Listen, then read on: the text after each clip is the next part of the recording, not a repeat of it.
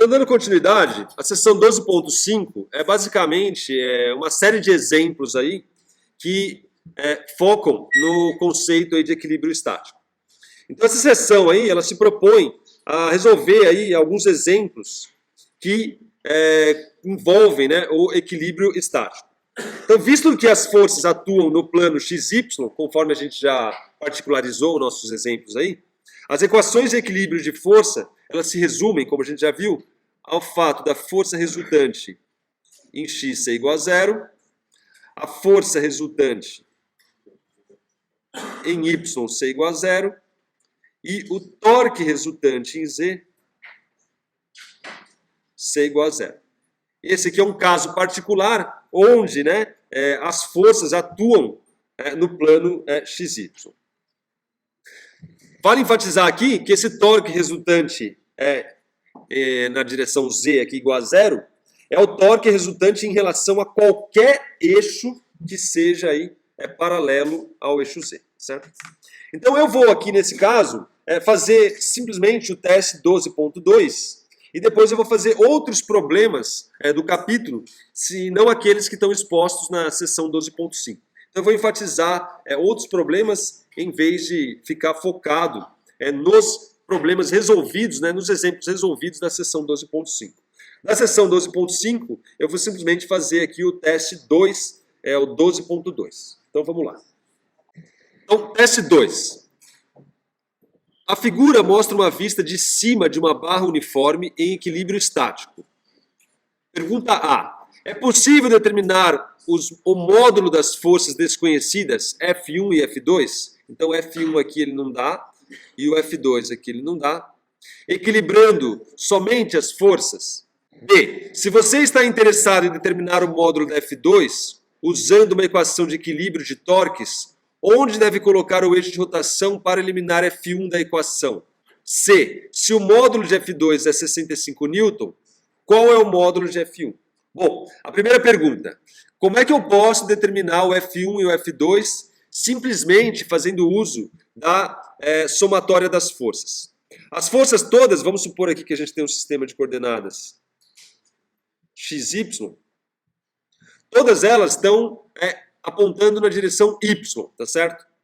Então eu teria que ter todas as somatórias dessas forças aqui igual a zero. Ou seja, eu tenho um conjunto de equação, que nada mais é que a força resultante na direção Y, que é a única força que tem, são todas na direção Y, é igual a zero, e duas incógnitas, que é F1 e F2. Então é impossível eu determinar quem é o F1 e o F2, visto que eu tenho uma equação e duas incógnitas. Então a resposta da pergunta é possível determinar? Não, não é possível determinar o módulo das forças F1 e F2 simplesmente fazendo uso da equação de equilíbrio das forças. Não. B. Se você está interessado em determinar o módulo de F2, usando uma equação de equilíbrio de torque, onde você deve colocar o eixo de rotação para eliminar F1 da equação? Onde vocês acham que tem que colocar o eixo aqui para eliminar o F1, visto que eu quero fazer uso do equilíbrio do torque? Exatamente sobre F1, né? Então, se eu colocar aqui, ó, o meu eixo, o torque referente ao F1 é zero, tá certo? Por quê? Porque o R é zero. Então, como o torque, né, é nada mais do que a distância do braço vezes a força, aqui tudo em módulo, né? Se essa distância aqui é zero, então o meu torque é igual a zero.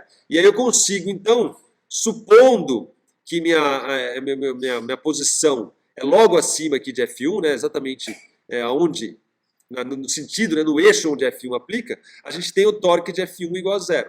Agora eu consigo calcular o torque dessa força, consigo calcular o torque dessa força, consigo calcular o torque dessa força, e aí eu vou ter um torque aqui que vai estar em função de F2. Agora sim, eu tenho uma equação e uma incógnita, então com isso eu consigo determinar qual é o valor de F2, tá certo? Só para a gente treinar, né, a gente pode fazer aqui, ó. Quanto vale esse torque dessa força 20N aqui, ó? Então eu vou chamar de torque 20 aqui, ó. Ele é o quê?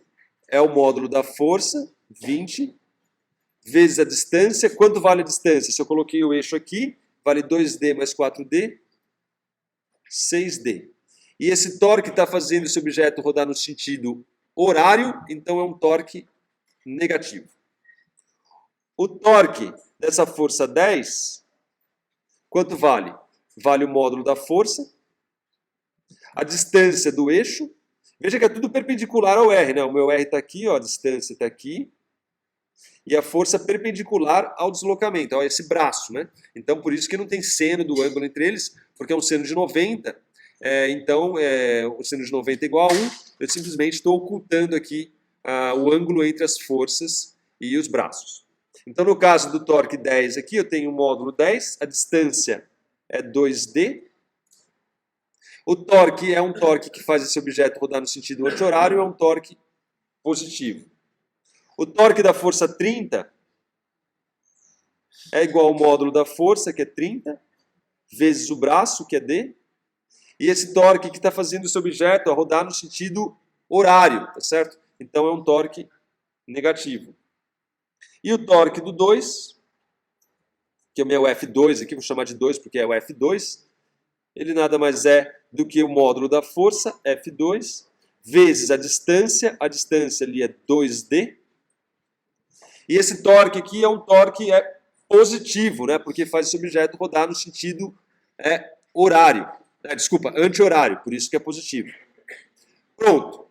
Então aqui todos os torques. O que eu preciso para ter uma situação de equilíbrio é que o torque 20 mais o torque 10 mais o torque 30 mais o meu torque da força 2 seja exatamente igual a zero. Isso vai dar, então, menos 120D mais 20D menos 30D mais 2F2D. Isso tudo igual a zero. Se você fizer as contas aí, álgebra bem básica, você vai encontrar que o F2, necessariamente, para ter uma situação de equilíbrio, tem que ser igual a 65 newton. Agora, visto que você sabe o F2, né, é natural que agora, com a relação das forças, de equilíbrio das forças, você consegue também calcular F1. Então, se o módulo de F2 é 65 newtons, como a gente já acabou de calcular, né, qual é o módulo de F1? Agora sim, então, a gente faz uso das resultantes das forças, tá certo? Resultante das forças. Então, a gente tira daqui que F1, vou pôr o positivo para cima, tá certo? Então, vai ficar menos F1, menos 10 newtons, menos 30 newtons, mais 20 newton, mais 65 newton, e isso aqui tem que ser igual a zero. Então aqui eu tenho 40, né, menos 40, aqui então eu tenho 25, 45, então daqui eu tiro, se você fizer as contas, que o F1, em módulo aqui no caso, ele vale 45 newtons. Vai dar menos 45 porque está apontando aqui para baixo, né, e o meu para baixo aqui eu defini como sendo o negativo. Note que você pode calcular o F1 também via o torque, supondo o eixo aqui. Se você pegar o eixo de rotação e pegar esse ponto aqui, você pode fazer o mesmo procedimento que a gente fez aqui para calcular o F2, tá certo? Calculando o equilíbrio dos torques, e você vai obter F1 da mesma forma, e ele vai dar também aí 45 newtons.